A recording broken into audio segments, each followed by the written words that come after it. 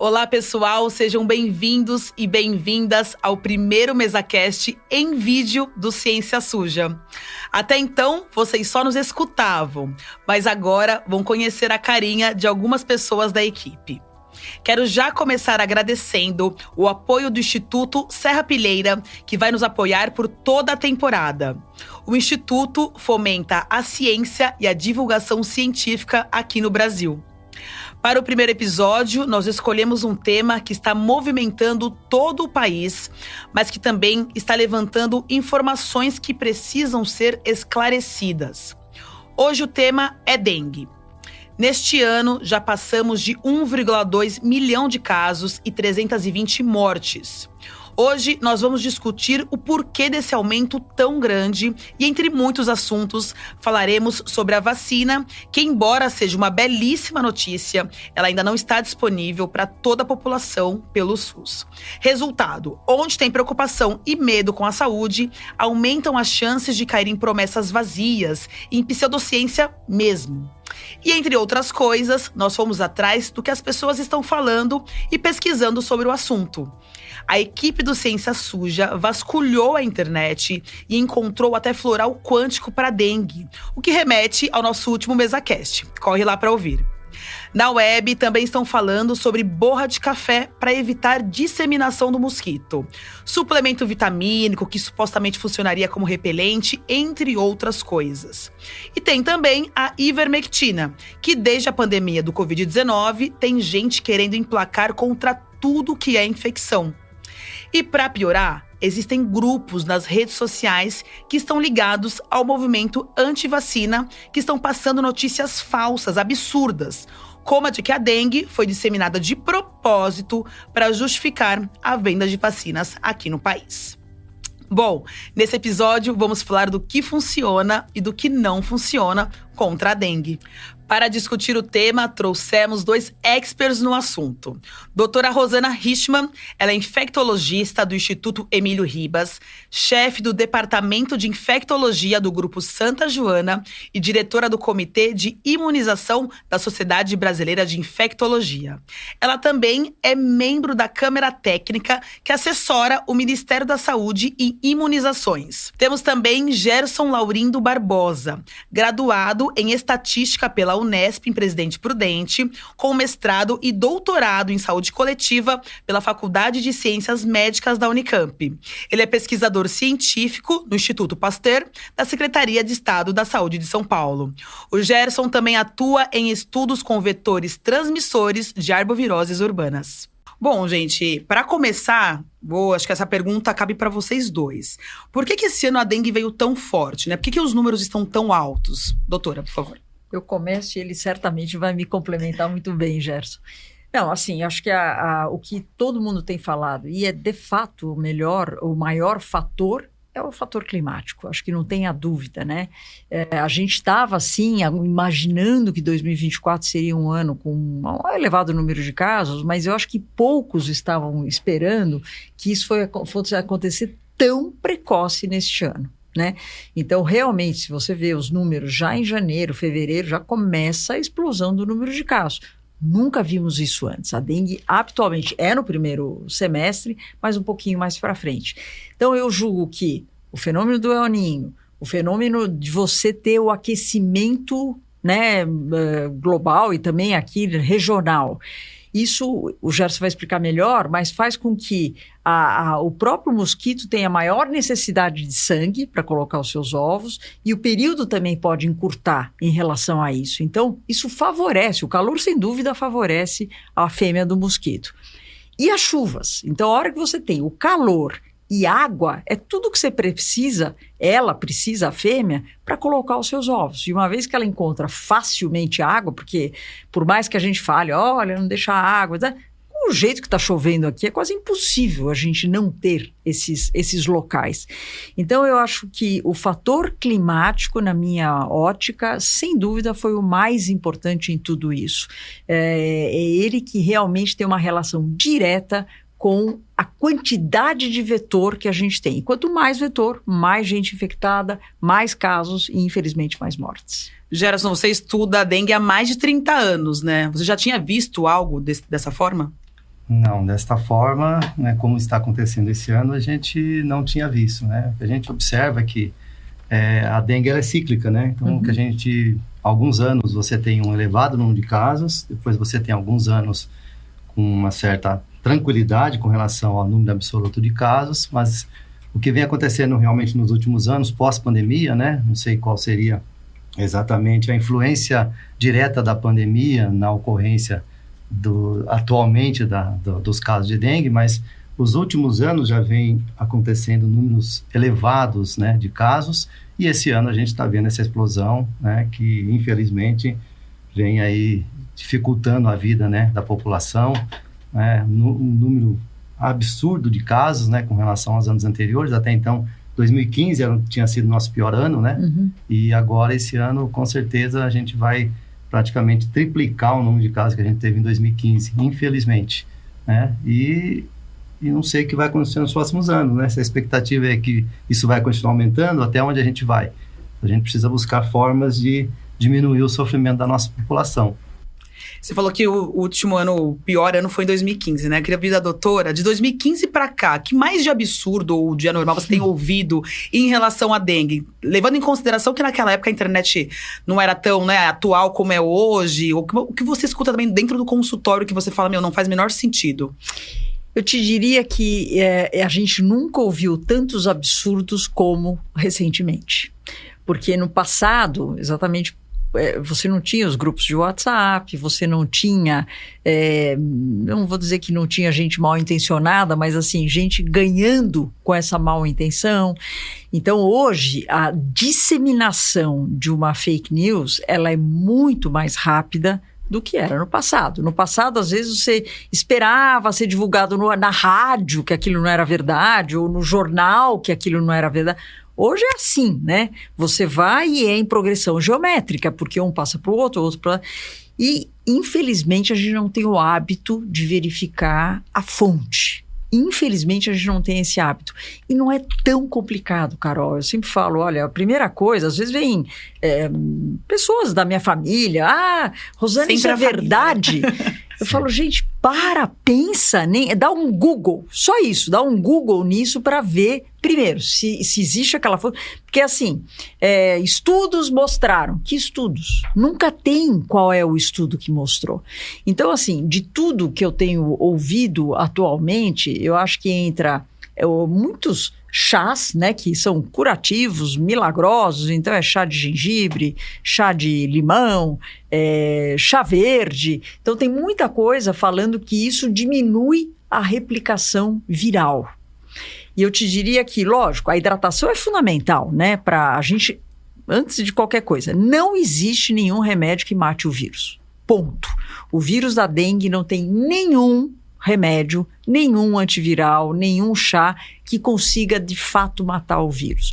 Então, o que a gente faz quando a gente está com a dengue? A gente espera passar o ciclo e tenta minimizar os riscos de doença grave. Então, por isso que a hidratação é super importante. Então, chá é bem-vindo? É bem-vindo, porque não deixa de ser hidratação. Porém, vou te dar um exemplo. O limão tem ácido acetilsalicílico, tem salicilato. E o salicilato, a gente está ouvindo toda hora falar que, não pode, é uma das contraindicações você tomar coisas que tenham anti-inflamatório, porque favorecem ao sangramento e favorecem o risco. Então, não é uma boa ideia, você pode até tomar algum chá, mas não é uma boa ideia, por exemplo, tomar um chá de limão, porque ele vai acabar favorecendo. Mesma coisa com o gengibre e o chá verde, que também tem ações anti-inflamatórias, então eles não estão indicados. Então, para a gente começar o papo, essa seria uma das... Ou seja, beba água. Beba água. Água pura e tá tudo... Beba água. Você pode até tomar cerveja sem álcool, se você quiser. Ajuda na hidratação? A hidratação é sempre boa, né? Mas sem álcool. Gerson, não existe remédio, então, para matar o vírus, mas existe alguma coisa que para ajudar ali no combate à proliferação? Porque a gente vê na internet, nas redes sociais, muitas receitas caseiras, como borra de café, por exemplo. Funciona de alguma forma isso? Na verdade, não, né? Se você for olhar hoje nas redes sociais, né, o que se divulga de fórmulas mágicas para o controle do vetor, são muitas, né? Mas, na verdade, a única forma mágica de eliminar o vetor é você eliminar a água parada. você não deixar o vetor proliferar. Mas as fake news, né, as notícias que rolam por aí, que a borra de café ou qualquer outro produto, né, não é verdade, isso não funciona dessa forma, né? O que a gente espera, né, é que o morador faça a eliminação da água parada.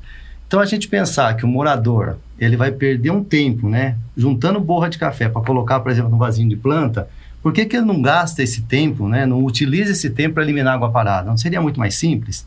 Né? Então, o que é pior, essas informações falsas acabam trazendo uma sensação do morador de estou protegido colocando borra de café, e não é verdade.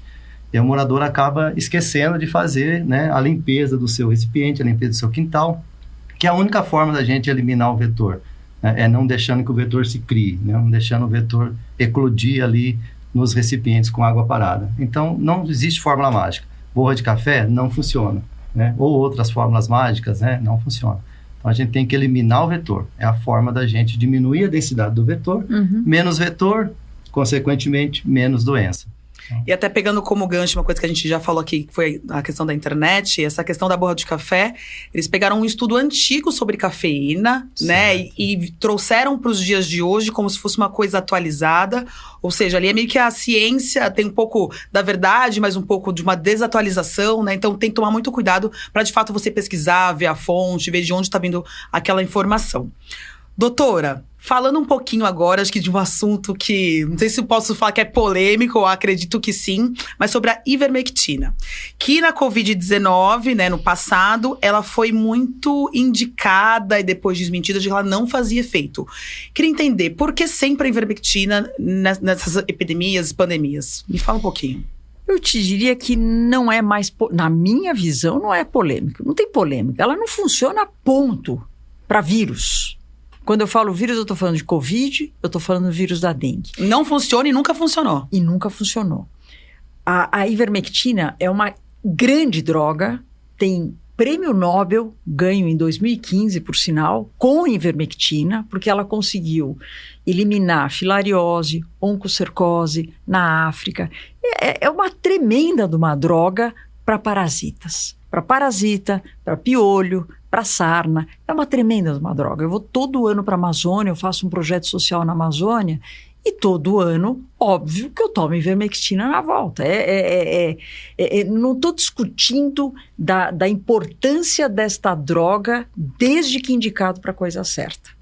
Dito isso, para o resto das doenças, em especial das doenças virais, os poucos estudos que no início da Covid mostravam in vitro, no laboratório, alguma ação da droga no sentido de diminuir a replicação viral, eles viram que isso em vivo não funcionava, que você tinha que dar uma dose extremamente alta, praticamente 100 vezes a mais do que a gente toma, para ter talvez alguma ação antiviral da ivermectina. Então, não tem nenhuma ciência que comprove que a ivermectina de fato tenha essa ação.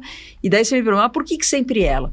Eu acho que um dos motivos é que é uma droga que você pode usar criança, adulto, idoso, não que não tenha riscos, mas é uma droga que você pode usar em qualquer idade. É uma droga que é usada há muitos anos e não tem grandes impactos do ponto de vista de toxicidade, desde que você use do jeito certo, que também é outra coisa que o pessoal não anda usando. E é uma droga de relativamente fácil acesso. Então, eu julgo que essas características fazem da ivermectina a bala milagrosa aí, né? No sentido de querer colocar de novo a ivermectina como algo que funcione para... Não funciona para dengue, não perca nem tempo nem dinheiro com isso, isso não é verdade. Tem algum outro medicamento que você sabe que as pessoas de fato estão procurando ali para tratar dengue, que de fato ela pode fazer mal ou não faz efeito nenhum? Uma das que a gente vê muito é a vitamina B, né? O pessoal tomando vitamina B no sentido de tentar evitar a picada do mosquito, né? Então isso, há muitos anos se fala dessa possibilidade de que a vitamina B, você conseguiria, você tomando ela, você exala um odor onde a fêmea do mosquito não viria te picar. De novo, infelizmente, seria lindo se fosse verdade, mas isso também não tem nenhuma comprovação laboratorial. Então, eu digo que eu acho que na dengue, quanto menos medicação você tomar, melhor. Não tome corticoide, não tome anti-inflamatório. Quanto você precisa se hidratar. Água é fundamental, repouso é fundamental. Tá com dor de cabeça, tá com dor no corpo? Pode tomar uma dipirona, pode tomar um paracetamol e ponto. Mas nada vai funcionar em termos de matar o vírus. Então, eu acho que quanto menos a gente fizer durante a doença, deixa o corpo recuperar, deixa o nosso sistema imunológico agir, melhor para todo mundo. Ótimo. E Gerson, no seu caso, você comentou, a gente falou um pouquinho da borra de café, né? E um pouquinho dessas receitas caseiras. Não existe receita caseira nenhuma que faça algum tipo de efeito? Realmente é acabar com os focos de água. Exatamente. A única forma de controlar o vetor é eliminando o foco do mosquito, né? Não existe uma fórmula caseira, não existe fórmula mágica, né? Até pegando um paralelo com, né, que a doutora falou com relação a teste de laboratório da ivermectina. O teste de laboratório que foi feito com a borra de café, por exemplo, foi testado na cafeína. A cafeína, ela apresenta uma certa mortalidade para as larvas, né? Mas isso não significa que na rotina, no dia a dia, ou seja, se o morador colocar a borra de café, ele vai funcionar. Então, não vai funcionar, né? Ele vai dar uma falsa segurança para o morador de que ele está protegendo, que o mosquito não vai se criar se ele colocar ali a borra de café, né? Então, você tem que... a forma de combater o mosquito é eliminando a água onde ele se cria. Essa é a única forma, né? Então, não existe soluções caseiras, né? A gente ouve falar da vela de citronela, né? De alguma forma, pode até fazer uma fumaça, espantar um pouco o mosquito, mas ele não vai te proteger. Pode ser que um ou outro mosquito não venha te picar por conta daquela fumaça que a vela está exalando ali, né? Mas não é a solução que vai te proteger. Então, a proteção é usar repelente, né, o repelente que seja recomendado, ou seja, aquele que realmente repele, né, não o repelente caseiro, que as pessoas usam fórmulas, né, divulgam fórmulas, esse repelente, misturar vinagre com citronela, com álcool, não sei o que, vai fazer um repelente caseiro que vai te proteger. Não é verdade, não use esses repelentes, use apenas repelentes recomendados, né, que tenham comprovação científica, que realmente mostram que o mosquito vai ficar distante da tua pele, no caso, por algumas horas, né? Então, todo repelente tem lá um período de validade, né? A cada 12 horas, a cada 4 horas, depende do produto. Então, busque essa informação no produto, use o repelente e, principalmente, não deixe a água parada, não deixe o mosquito se criar, né? Porque a partir do momento que o mosquito criou, ele vai ter condições de transmitir a doença. E no caso do repelente, a gente tem que usar a todo momento ou quando vai para uma região específica, onde tem mais mata? Ou não, sair de casa já pode usar repelente? Sim, o repelente no dia a dia mesmo. Uso no dia a dia. Repelente é como protetor solar, é para você se proteger da picada do mosquito. Então, realmente... Só lembrando sempre, a gente sempre fala, mas é bom relembrar, o repelente é sempre a última camada. Então, por exemplo, se eu uso protetor solar diariamente, eu passo o protetor solar e a última camada, porque ele repele, né? O próprio nome já diz, ele repele o mosquito. Então, é importante que ele seja a última camada. Outra coisa importante é passar nas áreas expostas, né? Estou falando isso porque, primeiro, o repelente não é algo de custo tão barato e andou até em falta, né? Sim. Então, quanto mais você puder usar cores claras, manga comprida, por acaso que eu tô assim hoje, mas cores claras, manga comprida ou uma calça comprida, coisas leves, porém que façam que a fêmea do mosquito seja menos atraída. E daí você passa o repelente nas áreas expostas que acabam sendo menores, inclusive para você viabilizar o uso do repelente e mesmo para, no caso das gestantes, por exemplo, não ter uma superfície tão grande. Então, eu tenho visto muito erro com o uso de repelente. O pessoal levanta a camiseta, passa repelente.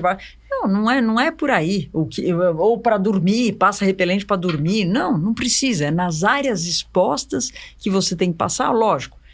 Você vai falar melhor que eu, mas em especial nos horários, sempre é na manhã, na tarde, etc. Mas esse seria o mais importante e repetir a aplicação conforme recomendação do fabricante. Doutora, a senhora falou a palavra erro, e nós aqui do Ciência Suja, nós encontramos algumas vergonhas alheias na internet, né? Alguns erros, assim, que estão circulando de uma forma bem irresponsável, né?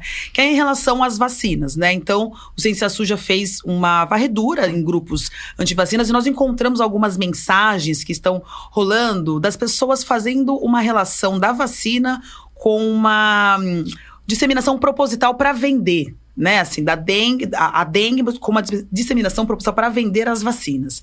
Então eu vou ler algumas das frases que nós encontramos nesses grupos, né? Mais uma vez, OMS, nova narrativa. Outra frase: leve a praga para as pessoas e ofereça o seu antídoto com o qual você cria ainda mais doenças e dependência de drogas. Outra frase: o maior negócio é definitivamente gerado com e por todas as injeções de veneno. Por assim dizer, a espinha dorsal da Big Pharma. E por último, sabemos que, portanto, eles farão de tudo em vão para desencadear uma nova PL pandemia.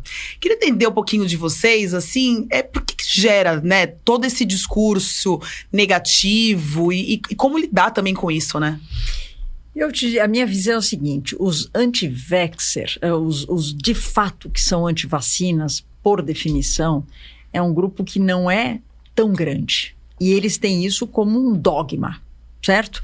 Então, quando vem alguém no meu consultório e eu sinto que ele é absolutamente anti-vacinas, eu sei que não adianta eu argumentar com ele com fatos e com ciência. Não adianta. Com fatos e consciência, não adianta argumentar. Não adianta. O que a gente vê é que este grupo, eles acabam disseminando informações como essas que chegam em pessoas que não conhecem os fatos e a ciência. E recebem aquilo e falam, faz sentido. Faz sentido. Acabou de ter a pandemia e agora, como acabou a pandemia, ou pelo menos diminuiu, eles estão colocando mais um aí para poder fazer de novo todo esse auê e vender vacina, etc. Então, do ponto de vista de quem não conhece a ciência e lê aquilo, que a gente chama que são os hesitantes. Ele não sabe a verdade, mas ele está recebendo uma informação que pode fazer sentido. O problema é que, em vez de ele ir atrás da ciência e se informar, seja num podcast, né, ele acaba disseminando aquilo e fala, recebi isso, não faz sentido, o que você acha? E assim vai. Então, a coisa toma uma proporção enorme. E com isso, eu tenho muita dificuldade de ouvir essas frases que você falou, e eu confesso que eu mal leio. Eu tenho que ler porque, inclusive, eu preciso ter empatia com quem recebe essa informação. Então, meu paciente, ele não é contra a vacina, ele é hesitante e recebe isso. Não adianta eu falar para ele, isso é absurdo. Não, eu tenho que entender a posição dele. Eu tenho que explicar para ele o porquê aquilo não necessariamente é verdade, que depois da água potável, a maior ação de saúde pública no mundo chama-se vacinação. Né? Eu preciso lembrar, para quem nunca viu paralisia infantil, que felizmente a gente não vê mais ninguém usando perna mecânica graças à vacinação. E no caso da dengue, a gente não esperava essa antecipação, é impossível você criar um aumento do número de casos desse jeito, né? E não houve coincidência. Pelo contrário, o Brasil só adquiriu as vacinas de uma forma emergencial depois que o problema estava acontecendo. Quer dizer, não é que nós adquirimos as vacinas, agora precisamos espalhar mosquitos. Não é isso.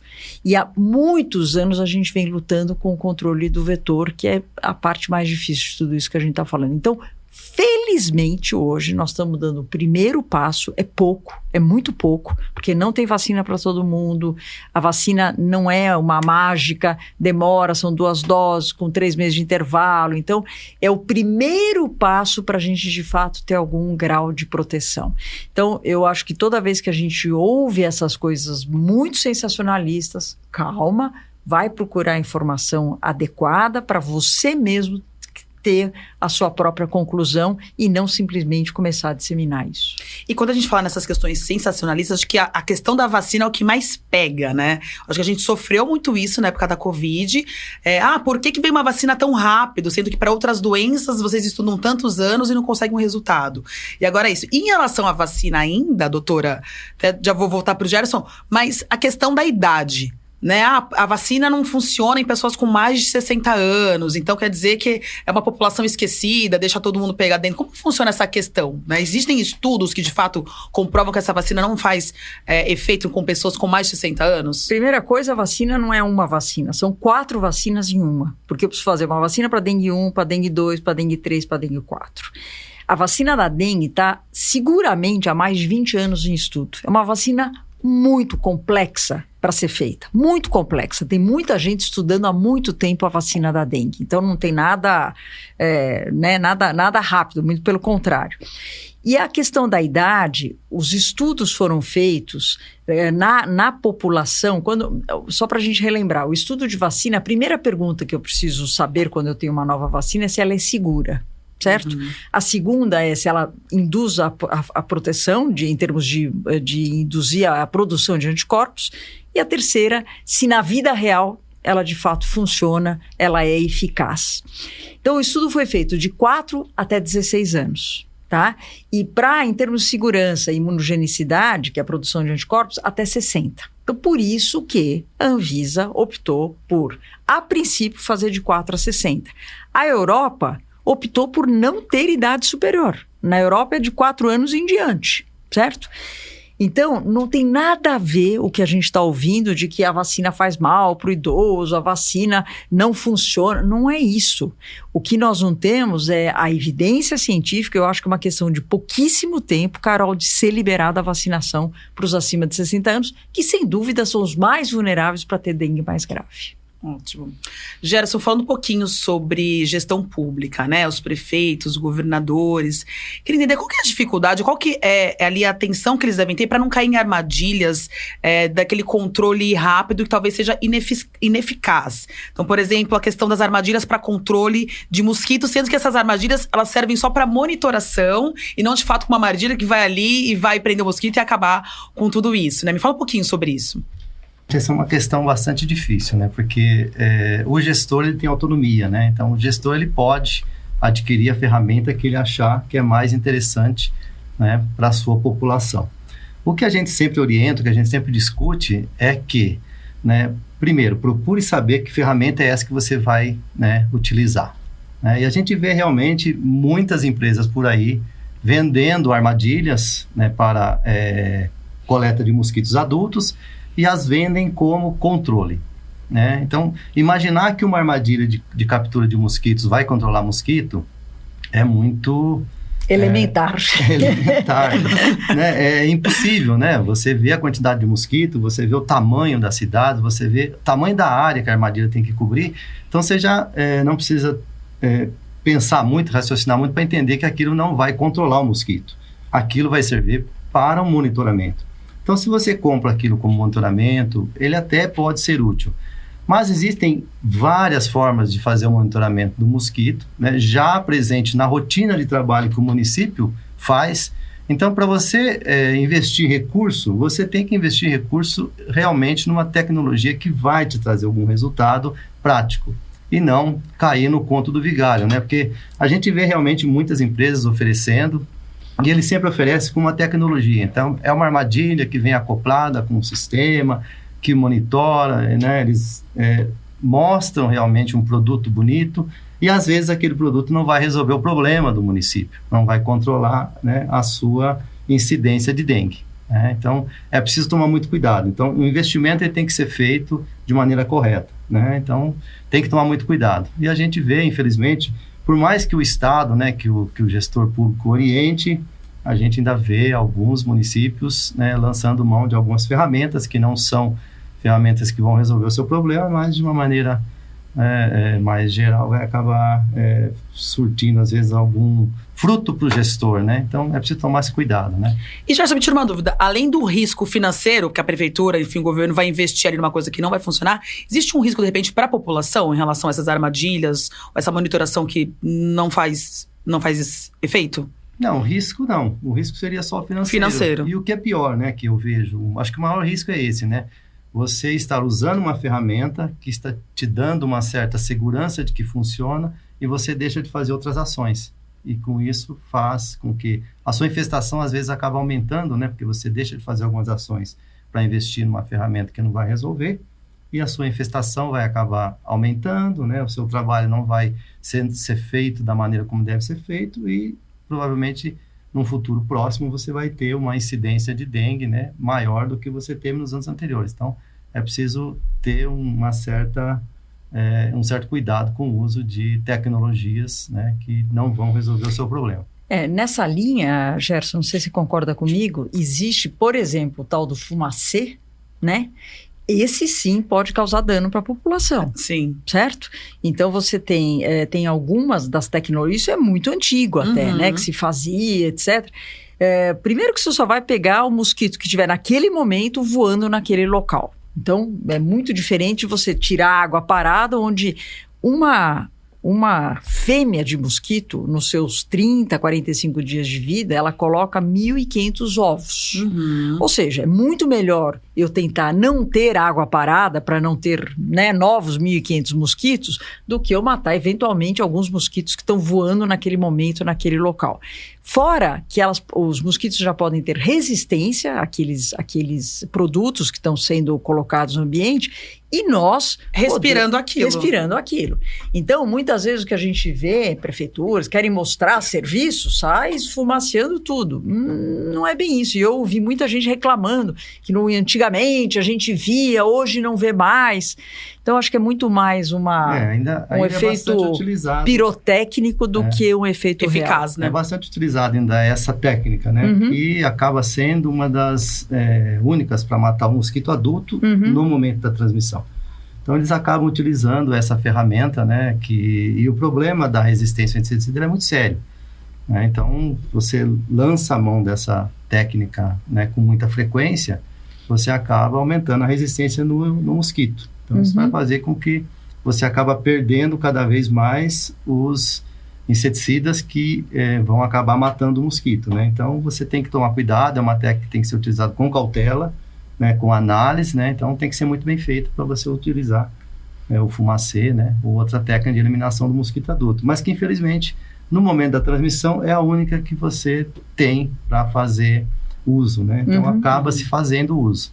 Mas o problema é o uso irresponsável, né? Uso irresponsável. Esse uso ele não pode acontecer. Então, o uso tem que ser responsável, porque o inseticida ele não mata só o mosquito. Ele mata a abelha, ele mata outras moscas, né? A gente, inclusive, tem problema com a mortalidade de abelhas, né? Desequilíbrio. Um desequilíbrio enorme na natureza, né? Ele mata passarinho, então ele mata outros animais, né, que estão ali, né, que vão ser expostos àquele inseticida. Então, tem que tomar muito cuidado, realmente. E vou repetir novamente, elimine a água parada, né? A forma que a gente tem para acabar com esse mosquito. E a gente falando um pouquinho do uso dos métodos de prevenção irresponsável, mas também tem que tomar muito cuidado com o tratamento, né? A doutora comentou da questão do limão, do gengibre, né? Que podem aumentar, de repente, alguns sangramentos, enfim. Tem outras coisas que se a pessoa usar de uma forma irresponsável, ela pode prejudicar a própria saúde? Eu diria que o mais forte continuam sendo os anti-inflamatórios, os corticoides e os derivados de ácido acessível salicílico. Esses, sem dúvida, são os piores, né? Porque tudo isso realmente favorece ao sangramento que, quando a gente pensa, só para recordar, antigamente a gente chamava de dengue hemorrágica, dengue clássica e dengue hemorrágica. Essa terminologia saiu. Porque nem toda dengue grave precisa ter hemorragia, mas toda dengue hemorrágica é grave. Então, a hemorragia, o sangramento, é uma das principais preocupações, é um dos principais sinais de alerta. Então, é como eu colocar lenha numa fogueira. Se eu tomar um anti-inflamatório, e às vezes a pessoa fala, eu tomei lá um ibuprofeno que eu tinha em casa, é anti-inflamatório. Então, eu acho que não é realmente ter a cautela da automedicação neste momento. E fora que você não sabe se é dengue, se é covid, se é influenza. Então, tem drogas, o anti-inflamatório funciona, por exemplo, alivia os sintomas da covid, de influenza. Sim, mas para dengue não pode ser usado. Então, evite. Tem outros medicamentos que você pode usar, evite até você saber de fato o diagnóstico, saber o que está né? acontecendo. Ótimo. Gerson, métodos como introdução de bactérias Wolbachia em Aedes aegypti. Você pode falar um pouquinho como funciona e do porquê que a gente está aplicando isso em todo lugar? É muito interessante, né? Acho que é uma das... Eu sou fã dele também. Eu sempre, desde que quando... E eu quase gaguejei aqui para falar o nome, vocês viram? Wolbachia. Fala Wolbachia, né? Então, quando a gente começou a ouvir sobre a Wolbachia, né? Então, no começo foi, acho que vai ser a bala de prata, né? Pro controle da dengue, né? Porque ele não interferiria de maneira direta no mosquito. Então, a Wolbachia é uma bactéria que está na natureza há muito tempo, está presente em muitos mosquitos já, e ele está sendo introduzido agora, né, até com sucesso, até interessante, no Aedes aegypti, que a ideia é que a Wolbachia, no mosquito, ela impeça a reprodução do vírus dentro do mosquito. Então, o mosquito conseguiria sobreviver com essa bactéria, né, não interferiria diretamente na população de mosquitos, e ele não transmitiria mais a dengue. Então, esse... seria a solução dos nossos problemas, né? Ela vem sendo implementada já há um bom tempo, né? Estudada na Austrália, foram os primeiros estudos, foi naquela região, e está chegando agora no Brasil, né? Já há alguns anos vem sendo testada, Rio de Janeiro está sendo testado, no Mato Grosso, e agora no estado de São Paulo também começou o estudo em alguns municípios, mas a gente não sabe como isso vai se desenvolver, né? Ao longo do tempo, né? Porque como é uma bactéria que ela vai ser passada de geração em geração para o mosquito, ela tem que ser primeiro introduzida naquela geração, né? Então você vai introduzir numa pequena área, aquilo vai se replicar e vai se espalhar com o tempo. Só que com que força ela se espalha dentro daquela população, que ela vai, por exemplo, vamos supor que ela seja feita aqui na cidade de São Paulo, né? Você introduz uma área, como que isso se espalha para a cidade toda, né? Qual é a área que você vai introduzir, né? Quais são as prioridades? Então, ainda são estudos que estão sendo executados, né?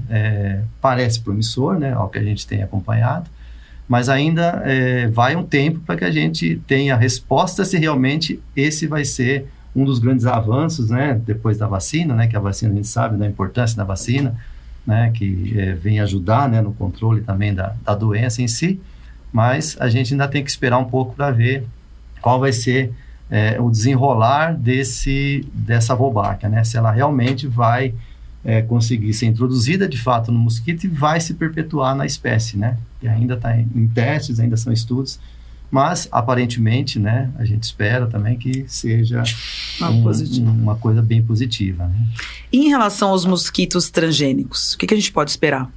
Então, transgênicos, na minha visão, é um pouco mais complexo, né? Porque assim, qual é a proposta do transgênico, né? Você cria mosquitos, né? Mosquitos machos em laboratório, e esses mosquitos são liberados na natureza. Então você escolhe uma determinada área, libera esses municípios e eles vão fazer a cópula com as fêmeas do Aedes aegypti que eclodem. Em teoria, essas fêmeas colocariam ovos inviáveis, ou seja, a proliferação ela vai acabar ali, né? Então, a fêmea colocou seus ovos, os ovos não vão eclodir, não vão virar larva e mosquito, né? Então, como é uma interferência direta na espécie de Aedes aegypti, e a gente sabe que quando você interfere na espécie, a espécie vai se adaptar, né? A gente vê isso na nossa rotina de trabalho, quando você começa a remover os criadouros do mosquito, aqueles que são visíveis a olho nu, que você facilmente consegue identificar, o mosquito não some, né? Você vê que ele ainda continua se proliferando, ele ainda está aí. Ele se adapta, ele vai se adaptando. Então, a gente não tem visto resultados muito promissores nessa técnica, né? Então, há uma supressão de insetos por um período de tempo, mas a gente não tem ideia de como isso se sustenta, né? Pelo que a gente tem visto, ele não se sustenta a longo prazo. E um outro grande problema é a criação desses insetos. Você precisa de uma fábrica gigantesca para produzir uma quantidade enorme de mosquitos para você estar soltando esses mosquitos, que eles têm que ser muito maiores do que os mosquitos machos que estão na natureza, para poder fazer a cópula com as fêmeas e, no caso, estarem eliminando a espécie, né, vamos dizer assim. Então, acho que é muito difícil de você sustentar essa técnica. O problema é a sustentabilidade. Entendi. E você, doutora? Não, em relação tanto ao Wolbachia quanto ao transgênicos? Eu sou muito fã da tecnologia da Wolbachia, eu torço para que dê muito certo. Tem estudos agora da Malásia também mostrando, eles já estão usando há alguns anos, então eles mostram até um gráfico bem bonito. Quanto mais mosquitos infectados com Wolbachia na natureza, menor o número de casos de dengue. Então, existe uma relação direta disso. E por que eu sou fã dessas tecnologias? Primeiro que a vacina não é suficiente. A gente tem que imaginar que mais da metade da população mundial está sob risco de dengue, e este ano a gente está vendo dengue na Europa, então na França, na Espanha, na Itália. A cada 10 casos de dengue, até recente, os 10 tinham saído da Itália para pegar dengue em outro lugar e tinham voltado. Hoje, a cada 10, 4 pegaram na Itália. Estados Unidos começa também a relatar a transmissão dentro do país de gente que não saiu.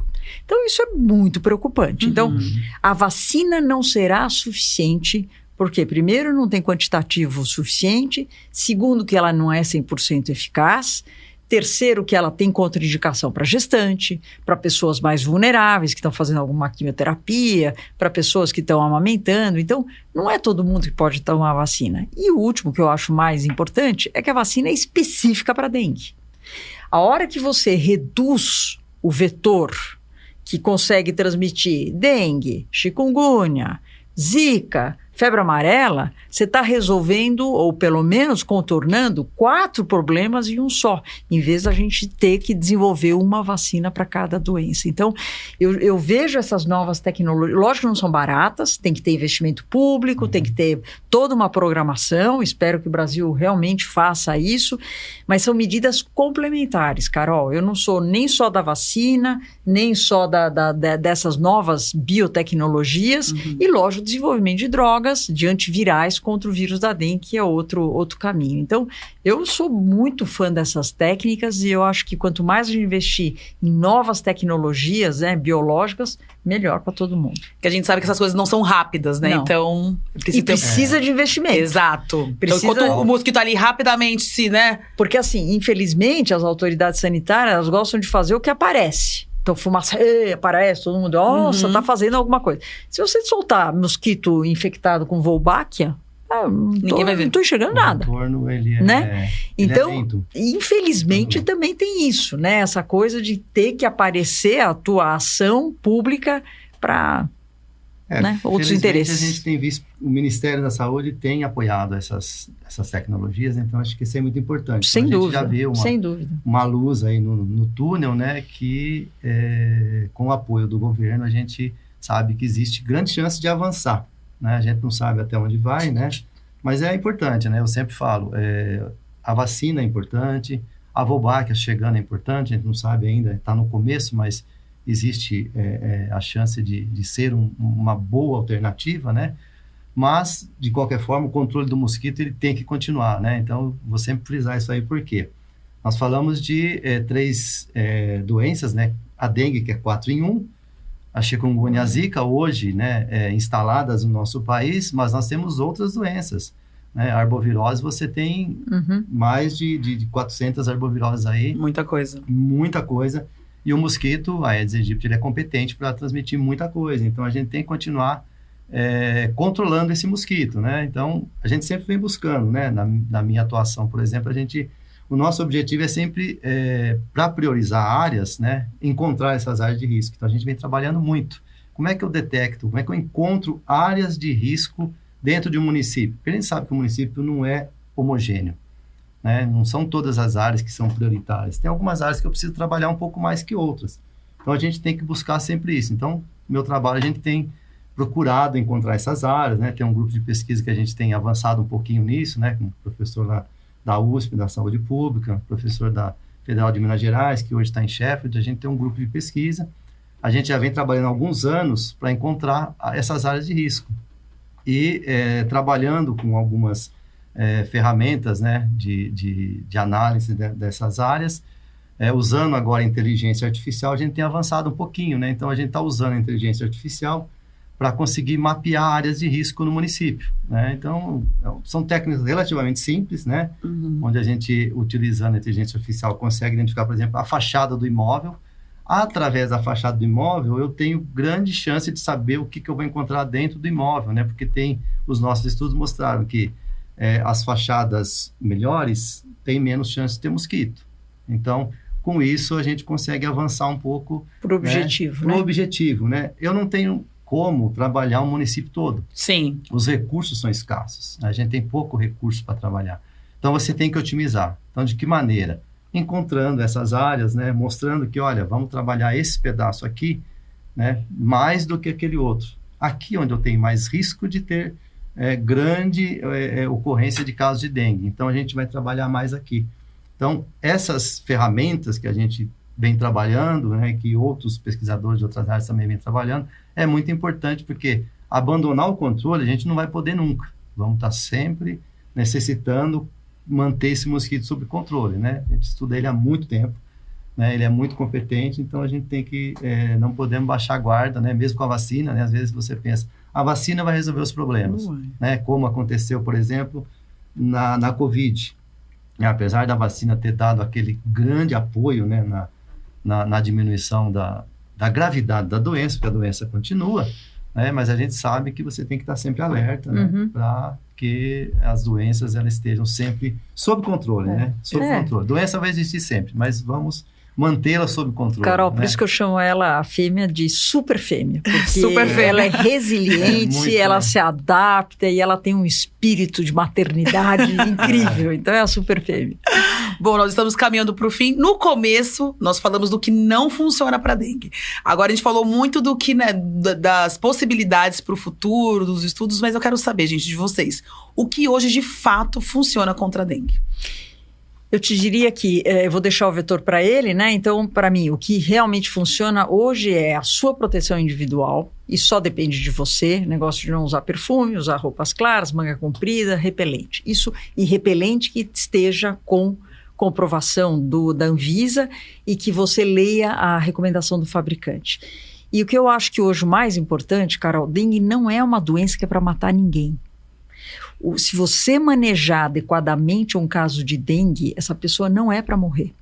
Então, se você tiver sintomas abruptos, de febre, neste momento que nós estamos cheios de casos de dengue, com dor de cabeça, sem nada respiratório, dor de cabeça, dor atrás dos olhos, procure assistência médica, porque provavelmente você vai ser classificado para saber se você precisa de uma coisa mais emergente ou não. E este manejo é fundamental para saber o que vai acontecer. Então, teve esses sintomas, pega teu copo d'água, sua garrafinha de água e vai para uma OBS, porque você precisa ser classificado e ser orientado da melhor maneira.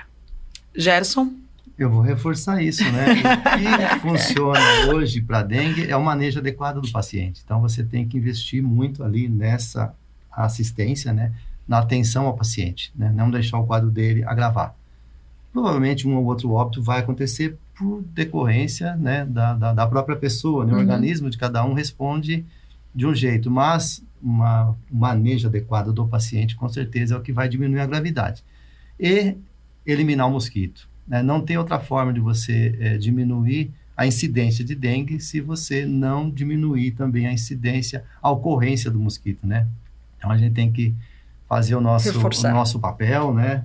Eliminar o máximo possível de criadouros, 5, 10 minutos por semana que você tire para cuidar da sua casa, do seu ambiente, né? Não culpar o seu vizinho, né? Porque a gente sempre tem essa mania, o foco está no vizinho.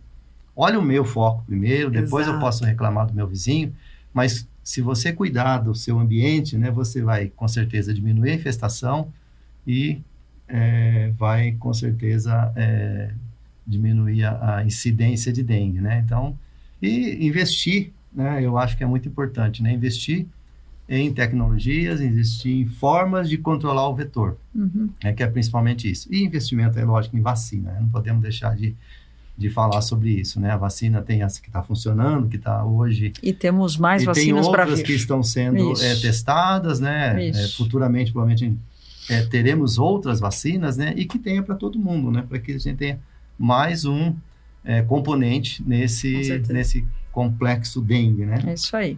Gente, quero agradecer muito a participação de vocês. Eu acho que esse papo ele é muito importante para focar e incentivar as pessoas nessa proteção individual, na proteção da comunidade e também na não divulgação de fake news, que eu acho que você juntando tudo isso e também com a ajuda das autoridades, a gente vai conseguir, de repente, diminuir esses números e ter um cenário um pouco mais positivo. Obrigada, doutora Rosana, pela participação. Eu que agradeço. O Ciência Suja faz um trabalho nada sujo, muito pelo contrário, um trabalho lindo de exatamente esclarecer e trazer esses pontos polêmicos, então eu só posso agradecer. Obrigada, Gerson. Imagina, eu que agradeço a oportunidade de estar aqui discutindo esse assunto tão importante, né? E reforçar, né? Fake news não ajuda em nada. Então, se você receber uma notícia, acha que aquilo vai ser a solução dos problemas, antes de repassar, procure realmente dá um Google, né? Vê se aquela informação realmente entra no YouTube, assiste o Ciência Suja. Exatamente. Vê se aquela informação acrescenta ou se ela vai passar uma informação falsa e dar uma falsa sensação à pessoa que está se protegendo. E, na verdade, a pessoa não está se protegendo, mas está se expondo cada vez mais. Então, é importante. Fake news, né? A gente tem que correr delas. É isso aí. E antes de repassar, né? Vamos checar. Obrigada. Antes de fechar, eu queria indicar o podcast Economia do Futuro, que faz parte da Rádio Guarda-Chuva, assim como a gente. No Economia do Futuro, a Melina Costa traz vários episódios que abordam a transição para uma economia de carbono zero, mas alinhada com a natureza e justa. A produção do nosso MesaCast foi feita pelo Theo Rupretti, Pedro Belo e por mim, Carol Marcelino. A apresentação também foi feita por mim, Carol Marcelino. A edição é do Felipe Barbosa. E a gente gravou aqui no estúdio Picles. Obrigada, pessoal. Até a próxima.